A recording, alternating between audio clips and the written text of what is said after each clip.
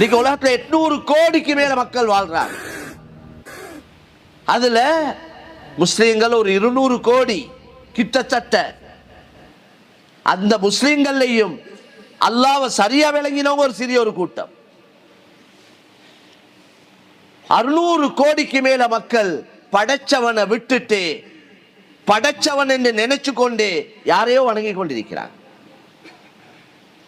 அவங்களோட கைகளால தயாரிச்சது எப்படி ஒவ்வொரு காரை தயாரிக்கிற மாதிரி, வாகனம் ஒன்றை தயாரிக்கிற மாதிரி, பொதுவான ஏனைய சாமான்களை தயாரிக்கிற மாதிரி அவங்களே ஏதோ ஒன்றை தயாரிச்சு கொண்டு அதுக்கு ஒரு உருவத்தை கொடுத்து அதுக்கிட்டே கஷ்டத்தையும் கவலையையும் பிரச்சனையும் தேவையும் சொல்லிக் கொண்டிருக்கிறாங்க.